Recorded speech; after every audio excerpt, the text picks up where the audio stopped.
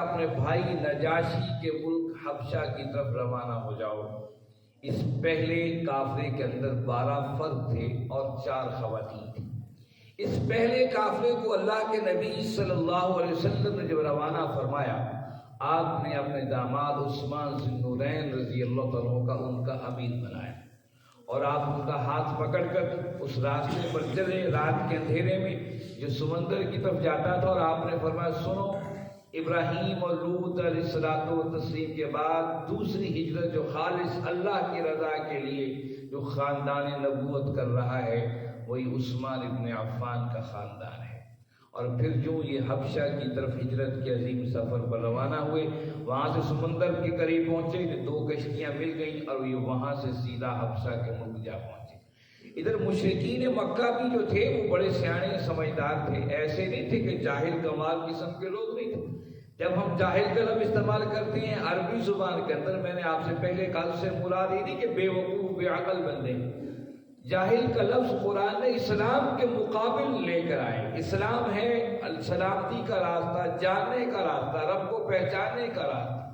بس وہ رب کی پہچان کے اندر گمراہ ہو گئے، اس لیے انہیں جاہل کہا گیا۔ بڑے ذہین و فطین لوگ تھے، انہیں شک پڑ گیا کچھ معاملہ ہوا ہے۔ یہ بھاگ کر جب سمندر کی ساحل تک پہنچے تو کشتی روانہ ہو چکی تھی۔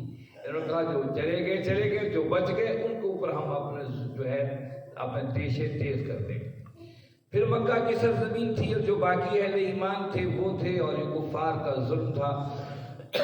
اسی دوران کچھ دن گزرے، ماہ رمضان آ گیا۔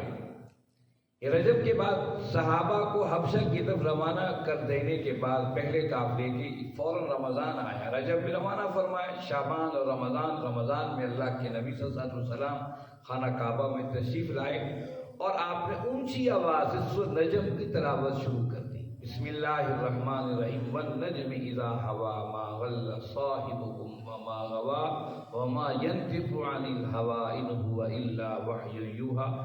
رب کا گھر ہے اور کلام بھی رب کا ہے، اور پڑھنے والی زبان اقدس نبی کریم صلی اللہ علیہ وسلم کی ہے۔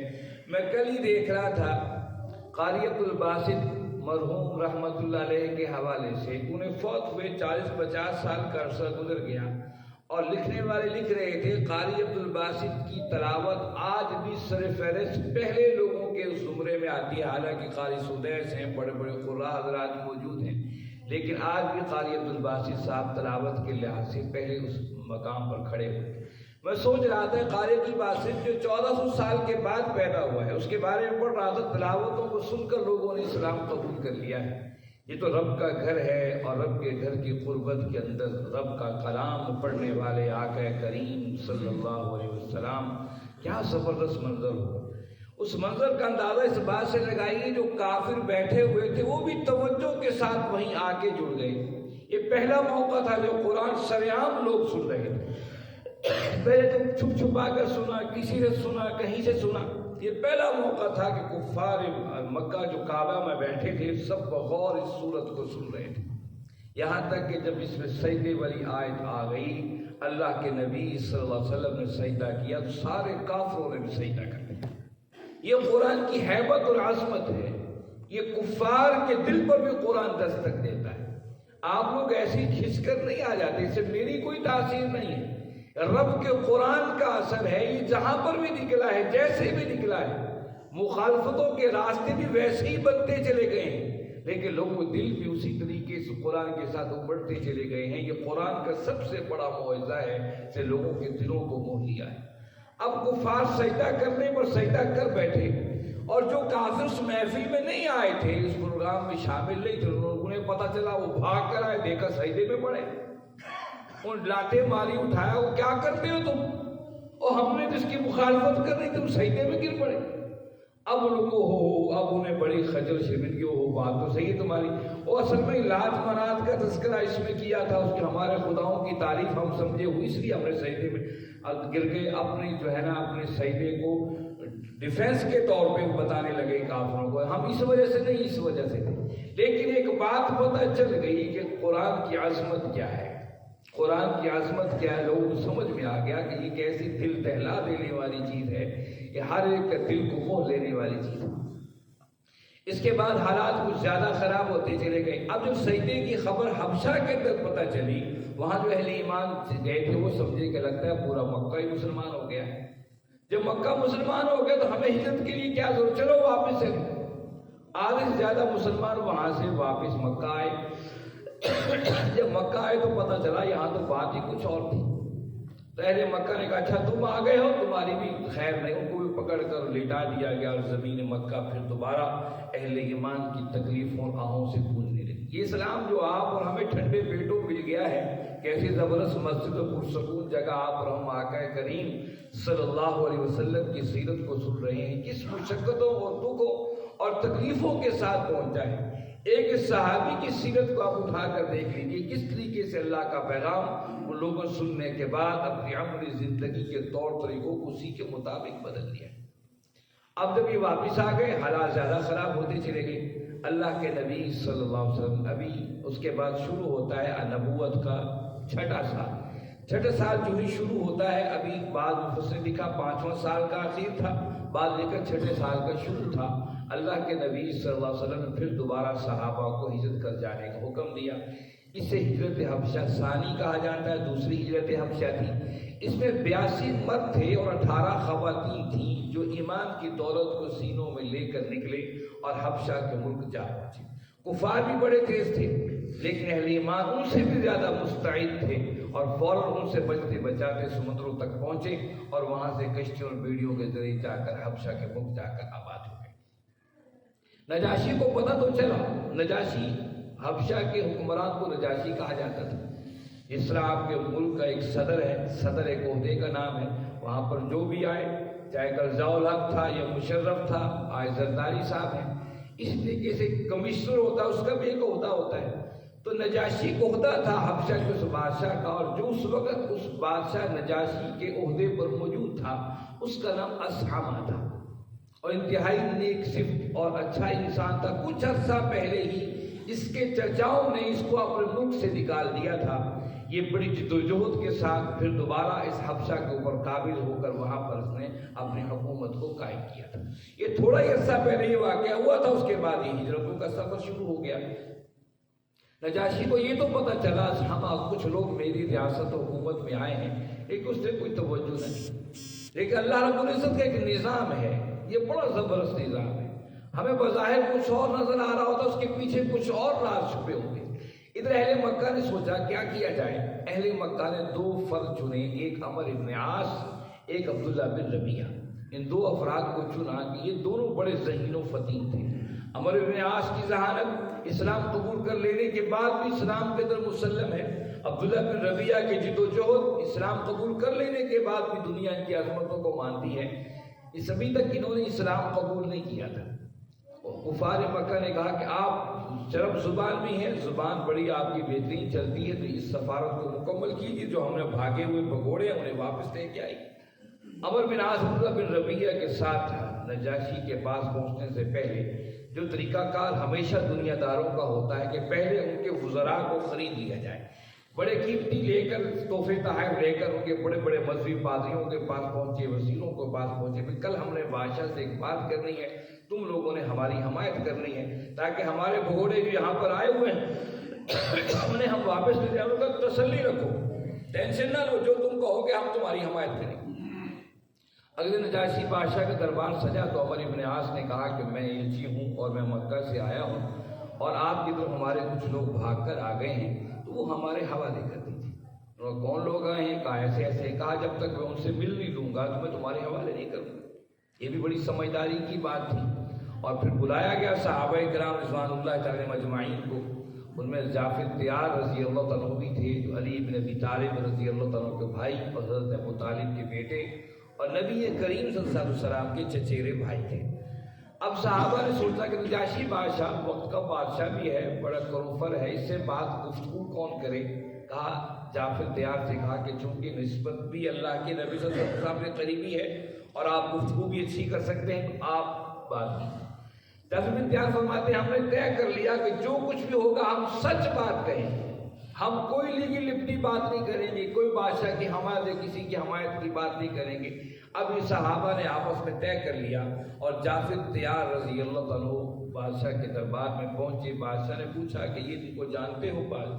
جعفر طیار فرمایا ہاں میں جانتا ہوں، یہ عمر ابن عاص ہیں، یہ عبداللہ بن ربیعہ ہیں، کئی آئے ہیں تمہیں لینے کے لیے. بتاؤ تم نے اپنا ملک کیوں چھوڑا ہے؟ یہ کہتے تم بے دین ہو گئے ہو، تم نے اپنے آباء و اجداد کے دین کو چھوڑ دیا ہے، تم ہمارے ملک کے بھگوڑے اور باغی ہو، یہ کیا وجہ ہے؟ حضرت جعفر رضی اللہ عنہ نے بادشاہ کے سامنے تقریر کی. کہا بادشاہ ہم بت پرست تھے، آپس میں دوسرے کو قتل و غارت کر دیتے تھے، صلہ رحمی کا قطع ہمارے ذہنوں میں خیال نہیں تھا. ایک ہمارا بڑا ہوتا تھا اور سب ہمارے چھوٹے ہوتے تھے. ہم بندوں کے غلامی کو ترجیح دیتے تھے. ہم نے انسانوں کو غلام بنا رکھا تھا، جھوٹ بولتے تھے، بےمانیاں کرتے تھے. اتنے میں ہمارے اندر ایک ایسا شخص آیا جس کا بچپن ہمارے سامنے گزرا، جوانی کے دن ہمارے سامنے گزرے، اور پھر اس نے کہا کہ میں اللہ کا نبی ہوں، ان بت پرستی کو چھوڑو، انسانوں کی غلامی کی بجائے رب کی غلامی کو ثابت کرو، اور امانت داری کا خیال رکھو، خیانتوں سے محفوظ رہو، سچ بولو. اے نجاشی بادشاہ، ہم لتھڑے ہوئے تھے گندگی کے اندر، ہم نے اس کی آواز پر لبیک کہا اور اپنے من کو پاک کر لیا. نجاشی بادشاہ بڑا حیران ہوا. کہا یہ تو بڑی بات ہے. کہا سناؤ جو تمہاری نبی پر اترا ہے. تو جعفر طیار رضی اللہ عنہ سورہ مریم کی ابتدائی آیات جو پڑھی تو بادشاہ بڑا خوش ہوا. کہا یہ ویسا ہی کلام ہے جو حضرت عیسیٰ علیہ السلام پر اترا تھا. لگتا ہے ان دونوں کا ترجمہ ایک ہی ہے. عمر بن عاص نے کہا جاؤ، یہ یہی رہیں گے، تم جاؤ جدھر جاتے ہو جاؤ.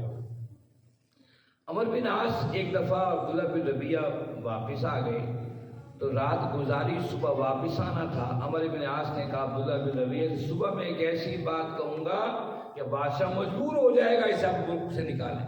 عبداللہ بن ربیعہ سمجھایا او عمر بن عاص، یہ جو کچھ بھی اپنے بھائی ہیں وہ چھوڑ کے آ گئے ہیں، ہمارے ظلم سے بچ کر آئے ہیں. کمال ہے، کافر بھی اصول پرست تھے، ہم اس مسلمان ہو کر بھی اصول پرست نہیں. عبداللہ بن ربیعہ نے کہا عمر بن عاص چھوڑو یار، جو کچھ بھی ہے ہمارے اپنے بھائی بند ہیں. کہا نہیں میں صبح بات کروں گا بادشاہ سے. صبح بادشاہ کے دربار سجا، عمر بن عاص آ گئے. بادشاہ نے کہا آپ کو جانے کے لیے نہیں کہا تھا؟ کہا نہیں ایک بات کرنی تھی. اس بات سے پہلے پھر وزیروں مشیروں کو اپنے ساتھ ملا کے تیار کر لیا. کہا کیا بات ہے؟ کہا جی یہ مریم علیہ السلام کے بارے میں بھی عجیب و غریب باتیں کرتے ہیں، عیسیٰ علیہ السلام کے بارے میں عجیب و غریب باتیں کرتے ہیں. یعنی کہ کفار بھی جانتے تھے کہ عیسیٰ علیہ السلام کے بارے میں مسلمانوں کا عقیدہ کیا ہے. یہ ہے وہ چیز جس کو آج ہم بھولتے چلے جا رہے ہیں. کافر مسلمانوں کی آج بھی ہر چیز و حرکت پر نظر رکھتا ہے، لیکن مسلمان آج بھی کفار کی حرکت پر نظر ہی نہیں رکھتے. یہ سب سے آج پوری امت کا مار کھانے کا سب سے بڑی وجہ یہ ہے ہم نے عبادات، نماز، روزہ، حج، زکوٰۃ کرنے تو بڑی جدوجہد اور کوشش کی، لیکن ہم نے اس کو دین ہی نہیں سمجھا کہ دشمن کے بارے میں معلومات ہمیں حاصل ہو. ہمارا دشمن کون سی چالیں چل رہا ہے، اس کے مقابل ہمیں کون سی چالیں چلنی ہیں. قرآن کہہ رہا ہے وَمَكَرُوا وَمَكَرَ اللَّهُ وَاللَّهُ خَيْرُ الْمَاكِرِينَ. یہ بھی چالیں چلتے ہیں، اللہ بھی چالیں چلتے ہیں. تو بات یہ ہے کہ چالیں چلنا بھی ضروری ہے، اور جب چالیں چلی جائیں گے کفر کے بارے میں معلومات ہوگی. آج اس سے پوچھ لیجیے ہمارا دشمن امریکہ، اس کے بارے میں کوئی خبر؟ ہم کورے کے کورے. اسرائیل جو لاکھوں کا قتل عام کر اس کے بارے میں کوئی انفارمیشن؟ ہم میں سے اکثر لوگ 75% لوگ اس سے کورے ہوں گے کہ اسرائیل کے بارے میں کچھ جاننا چاہیے کہ ہمارا ساتھ انڈیا موجود ہے، دشمن ہے ہمارا. ہم نے انڈیا کے بارے میں کچھ جاننے کی کبھی کوشش نہیں کی، جبکہ آپ کا دشمن آپ کے ہڑپا شہر کی مسجد صدیق اکبر کو بھی جانتا ہوگا. کیوں؟ یہ وہ چیز ہے جو کفار ہمیشہ سے نظر رکھے ہوئے. اور عمر بن عاص، میں حیران ہوتا ہوں یہ واقعہ جب میں پڑھتا ہوں سیرت کی کتابوں میں. عمر بن عاص جیسے لوگ دشمن تھے لیکن اتنا گہرا مطالعہ کیے ہوئے تھے کہ اس نے کہا پاس سلامتی حضرت مریم کے بارے میں ان کا رویہ صحیح نہیں. جو آپ کا عقیدہ ہے عیسیٰ علیہ السلام کا، وہ ان کا عقیدہ نہیں. کہا اچھا جعفر طیار بتاؤ تو کیا ہے؟ انہوں نے کہا ہم عیسیٰ علیہ السلام کو اللہ کا نبی اور رسول مانتے ہیں، اللہ کا کلمہ اور اس کی روح مانتے ہیں جو اللہ نے القاء کی مریم پاکیزہ مطہرہ خاتون کے اندر، جس سے اللہ نے اس مریم پاکیزہ اور کنواری سے عیسیٰ علیہ السلام کو پیدا کیا. جب یہ بات سنی نجاشی بادشاہ تخت سے نیچے اتر آیا، زمین سے تنکا اٹھا کہا کعبے کا عیسیٰ کے رب کی قسم جو کچھ تم نے بتایا ہے اس تنکے سے بھی زیادہ معاملہ عیسیٰ صلی اللہ علیہ وسلم کا نہیں ہے، بین ہی وہی ہے جو تم بتا رہے ہو۔ اس پر جو تھے، جو پادری بڑے بڑے بیٹھے تھے، اب انہوں نے پیسہ بھی کھایا ہوا تھا ان سے، اب بات بھی کچھ سچی تھی اور کچھ ایسی بھی تھی کہ بعض دفعہ دلوں کو ناگوار گزرتی ہے کہ ہمیشہ مذہبی جو پروہت ہوتے ہیں، مذہب سے تعلق ہوتے ہیں، وہ کسی کو چاہے تو آسمانوں پہ چڑھا دے، کسی کو آسمانوں سے زمین پہ گرا ڈالے۔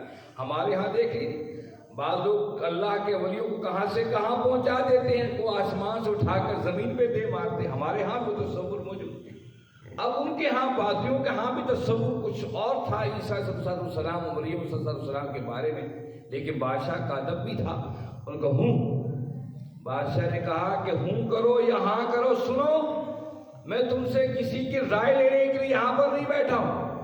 جب مجھے تم لوگوں نے، تمہارے بھائی بندوں نے اس ملک سے نکال دیا تھا، رب واحد تھا جس نے مجھے اس حبشہ کا اقتدار دیا، تم سب اس کے مخالف تھے، اس رب نے مجھے اقتدار دیا۔ اب چاہے تم کتنی مخالفت کر لو، وہ تمہاری پرواہ نہیں، اپنے رب کی پرواہ ہے۔ اور کہا جعفر بن تیاس کا جعفر، آپ پورے حبشہ میں جہاں چاہو رہو، کوئی تمہارے خلاف انگلی بھی اٹھائے گا تو میں اس سے تاوان وصول کروں گا۔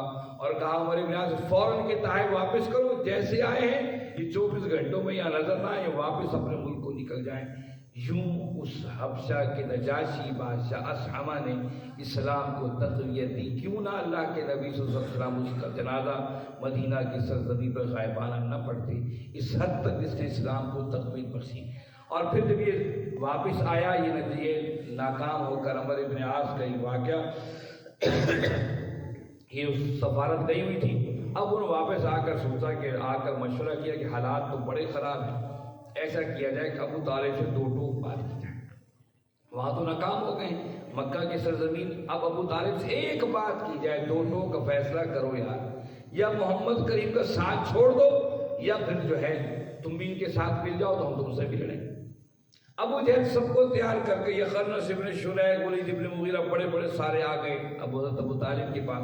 کہا ابو طالب بات سیدھی اور صاف ہے، 2 ٹوک بات ہے، تمہارے بھتیجے نے آ کر پورے مکہ کا ماحول خراب کر دیا، فضا خراب کر دی، یہ دعوت ہی ایسی ہے، اللہ کا پیغام یہ ماحول خراب کرتی۔ جب حق کے راستے جستجو کی جوت دل میں لگتی ہے تو لگتا ہے لوگوں کو معاشرہ خراب ہو رہا ہے۔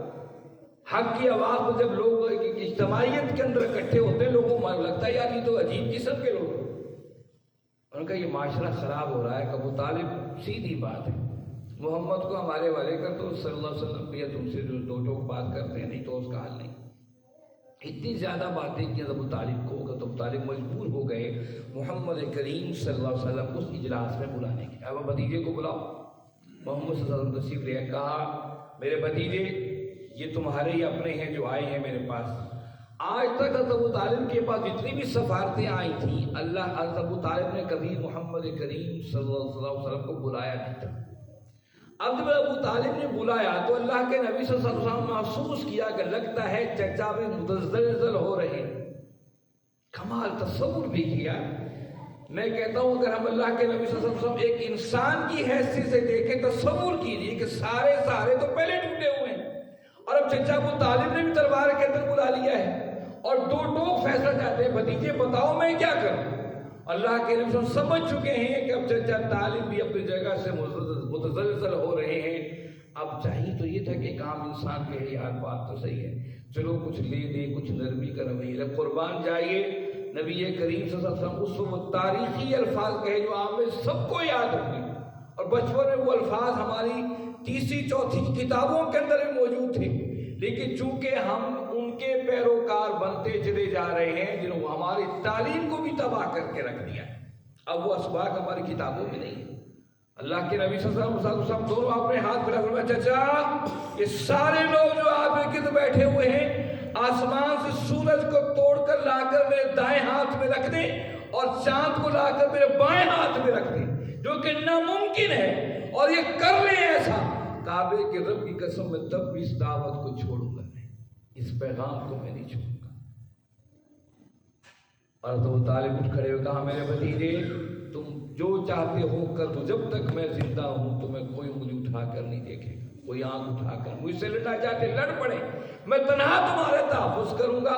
اور یہ سارے اس کو کہا کہ نکل جاؤ یہاں سے، تم مجھے تنہا چھوڑ دو گے تو بھی محمد کریم کی حفاظت کرو صلی اللہ علیہ وسلم۔ یہ اٹھ کے چلے گئے۔ پھر کچھ دنوں کے بعد پھر کافروں سوچا کوئی ترکیب لڑائی جائے، یہ نبوت کا چھٹا سال تھا، اور پھر آگے ترکیب لڑائی۔ اب ان کے ہاں بڑی سمجھداری کی ترکیب تھی، جس تقریب سے آئے تھے، ترکیب سے آئے تھے، یہ سوچا یہ ضرور کارگر اثر کرے۔ وہ کیا کیا ہم نے، ولید بن مغیرہ یہ کفار کا بڑا سردار تھا، خالد بن ولید رضی اللہ عنہ کے والد گرامی بڑے سردار تھا، ان کا ایک ولید بن مغیرہ کا نام گونجتا تھا۔ تو وہ اپنے بیٹے کو لے آیا، بیٹے کو لے، اس کا نام عمارہ نام تھا، عمارہ، بیٹے کو لے آیا، کہا سنو، ابو طالب سے کہا سردار بات سنو، یہ دیکھو میرا بیٹا ہے، خوبصورت ہے، حسین و جمیل ہے، طاقت و قوت والا، یہ تمہیں دیتے ہیں، یہ آج سے تمہارا بیٹا ہوگا، یہ تمہاری خدمت کرے گا، تم چاہے جو کچھ کرو یہ تمہارے رہے گا، تمہارے حوالے، ہم اس کا نام بھی نہیں لیں گے، اپنے بھتیجے محمد صلی اللہ علیہ وسلم کو ہمیں دے دو۔ یہ ان کی آخری، جو محدثین نے لکھا، یہ آخری ان کی کارروائی تھی۔ ابو طالب نے فرمایا کمال کرتے ہو بھائی، اپنا پلا پوتا میرے حوالے کرتے ہو اور میرا بھتیجا مانگتے ہو تم اسے قتل کرنے کے لیے؟ کہا کیسے عقل کی پٹیاں تمہاری بن گئی ہیں کہ تم اپنا حوالہ کرتے ہو میرے، کہ میں اس کو پالوں اور پوسوں، اس کی خدمت کروں اور اپنا بھتیجا تمہارے حوالے کر دوں کہ تم اسے مار ڈالو، قتل کر دو؟ کہ جاؤ، نکل جاؤ یہاں سے، اور میں کبھی بھی اپنے بھتیجے محمد کی حمایت سے پیچھے نہیں ہٹوں گا۔ اور پھر یہ کفار سے لے کے محدثین لکھا، یہ آخری ان کی ابو طالب کی تک رسائی تھی، اس کے بعد پھر یہ کبھی اس حوالے سے ابو طالب کے پاس نہیں آئے۔ اس کے بعد پھر کفار نے کہا کہ اب حالات ہو گئے کچھ اور، اب براہ راست اللہ کے نبی صلی اللہ علیہ وسلم کو نشانہ بنایا گیا۔ اللہ کے نبی صلی اللہ علیہ وسلم ایک جگہ پر تشریف فرما تھے، ابو لہب کا بیٹا عتیبہ آیا، اس نے آقا کریم صلی اللہ علیہ وسلم کے کپڑے پکڑ کر گریبان سے پھاڑا۔ یہ جرت آج تک کفار کو نہیں ہوئی تھی۔ آپ کا روب اور دبدبہ ایسا تھا، آپ کی کیفیت اور آپ کی سیرت اس طرح کے لوگ آپ کے قریب نہیں آتے تھے، لوگ کتنے لڑے ہوئے ہوں آپ کے منہ پر ہمیشہ تو وہ احترام کی بات کرتے۔ یہ پہلی بدتمیزی تھی جو عتیبہ ابو لہب کے بیٹے نے کی، آپ گریبان یہاں سے چاہ کر دیا۔ اب اللہ اپنے کتوں میں سے کتا اس پر مسلط فرما دے۔ اور پھر یہ بات جب سنی عتیبہ بھاگ نکلا، ایسے ظالم تھے، یقین تھا کہ اللہ کے نبی صلی اللہ علیہ وسلم کی بات جھوٹی نہیں ہو سکتی ہے، کمال ہمیں یقین ہے یہ قرآن سچی کتاب ہے، لیکن عمل کے لیے ہمارے پاس وقت ہی نہیں ہے۔ ہمیں یقین ہے اللہ کے نبی صلی اللہ علیہ وسلم سیرت سچی ہے، لیکن ہمیں یقین ہی نہیں ہے کہ سیرت پر چلیں گے تو ہمارے معاملے چلیں گے کہ نہیں چلیں گے۔ کفار کو یقین تھا جو بات محمد کہہ رہے ہیں سچی ہے۔ اس کے تھوڑے دنوں بعد شام کی طرف تجارتی قافلہ جانا تھا، کہ عتیبہ بھی اس میں شامل تھا۔ ایک جنگل کے قریب پہنچے، شیر کی آواز ہے، عتیبہ نے کہا مر گیا میں۔ اب آواز شیر کی آ رہی ہے اور عتیبہ کافر ہے کہ لوگوں میں مر گیا، وہ کیا ہو گیا؟ کہا مجھے آواز آ رہی ہے کہ محمد کی بد دعا صلی اللہ علیہ وسلم کی قبول ہونے والی۔ لوگوں کا فکر نہ کرو، ہم تمہاری بڑی سیکورٹی کریں گے۔ چاروں طرف خیمے لگا دیے، اونچی جگہ بنا کر اس کے اوپر سلا دیا اور چاروں طرف اور لوگوں کو سلا دیا، کہیں سے تو کھٹکا ہو۔ لیکن شیر آیا، منہ سونگتے سونگتے عتیبہ کو چکا، اس کا سر منہ میں لے کر چبانا۔ کفار کو بھی لوگوں یقین تھا۔ آج ہم کیوں یقین کی دولت سے محروم ہو گئے؟ آج کی سیرت کا سبق یہیں تک، آگے کیا معاملات تھے انشاءاللہ آئندہ اتوار کو اس کا تذکرہ ہوگا۔ لیکن بھائی آؤ ہم سوچیں، اپنے اپنے گریبانوں میں جھانکیں، اپنا جائزہ لیں۔ کفار بھی یقین کیے تھے، کیا ہمارا یقین بھی کفار جیسا ہی ہے؟ ہم مانتے ہیں قرآن سچی کتاب، کوئی بے ادبی کر کے دکھائے بظاہر چوک کے اندر، ہم اس کی کیا گردن کیا نسل مکا کے رکھ دیں؟ کیا ہم نے خود اس کو سچا مانا ہے؟ کیا ہمارے عمل میں یہ کتاب کہیں ہے؟ کوئی گستاخی کر کے دکھائے چوک میں اللہ کے نبی صلی اللہ علیہ وسلم کی، ایک کبھی یہ اشارہ ہم نے اپنی طرف بھی کیا کہ ہم بھی گستاخ ہیں اللہ کے نبی صلی اللہ علیہ وسلم کی؟ کیا آقا کریم کتنی تکلیفوں اور مشقتوں سے دین آپ اور ہم تک پہنچا رہے ہیں، کہ ہم نے اس پر 24 گھنٹوں میں کتنی دیر عمل کیا ہے؟ خدا را اس بات کو سوچئے اور اپنے عملی زندگی کو خیر کا راہی بنائیے۔ کوئی راستہ نجات نہیں ہے، کعبے کے رب کی قسم کوئی راستہ نجات نہیں ہے۔ کشتی نور رب کا قرآن ہے، آمنہ کا ذریتین جناب احمد مجتبیٰ محمد مصطفیٰ صلی اللہ علیہ وسلم کے فرمان آپ کی سیرت ہے، اس کے علاوہ کہیں کوئی نجات کا راستہ نہیں۔ دنیا نے اس ملک کے اندر بنے کتنے سال ہو گئے، ہر نظاموں کو دیکھ نہیں دیا، کبھی کہتے ہیں ہم کیپٹلزم لے کر آئیں گے، کبھی صدارتی نظام، کبھی فلاں فلاں، دنیا نظاموں کی چکا چوندیوں سے واقف نہیں ہے۔ کیا ہو گیا ہے؟ صرف ایک ہی نظام ہے، اللہ اور اس کے رسول کا۔ اس ملک پر پوری دنیا کا جو ہے وہ عظمت اور رفت کا راستہ دکھا رہا ہے، صرف کوئی راستہ نہیں ہے۔ اللہ رب العزت سے دعا ہے اللہ رب العزت آپ اور ہم سب کو سمجھنے اور اس پر عمل کرنے کی توفیق عطا فرمائیں۔ وآخر دعوانا الحمد للہ رب العالمین والصلاة والسلام علی سیدنا